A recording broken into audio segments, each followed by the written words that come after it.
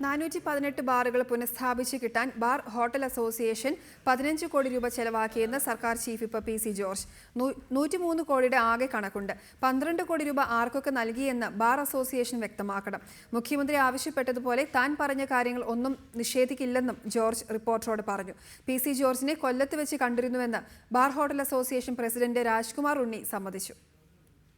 418 ബാറുകൾ അടച്ചുപൂട്ടിയ സാഹചര്യത്തിൽ 15 കോടി രൂപ ബാർ ഉടമ അസോസിയേഷൻ പിരിച്ചെടുത്തിട്ടുണ്ടെന്ന് പി.സി. ജോർജ് വ്യക്തമാക്കി.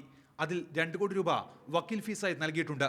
1 കോടി രൂപ കെ എം മാണിക്ക് നൽകിയെന്ന് വാദത്തിന് വേണ്ടി സമ്മതിക്കാം. ബാക്കി 12 കോടി ആർക്ക് കൊടുത്തുവെന്ന് ബാർ ഹോട്ടൽ അസോസിയേഷൻ വ്യക്തമാക്കണമെന്നും പി.സി. ജോർജ് ആവശ്യപ്പെട്ടു. ഏകദേശം 15 കോടി രൂപയെങ്കിലും തിരിച്ചെടുത്തിട്ടുണ്ട്. അത് വേറെ ഒരു 103 കോടിയുടെ കണക്കുണ്ട്. അത് അവിടെ കിടക്കട്ടെ.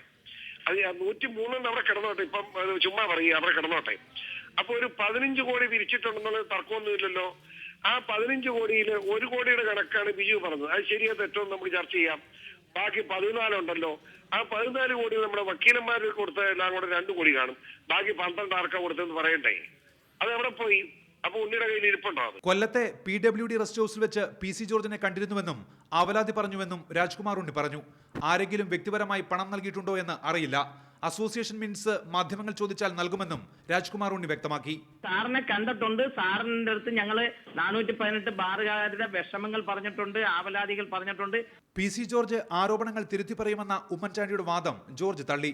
ഉമ്മൻചാണ്ടി തന്നെ അടിച്ചു പറയിപ്പിക്കുമോ എന്നായിരുന്നു ജോർജിന്റെ ചോദ്യം.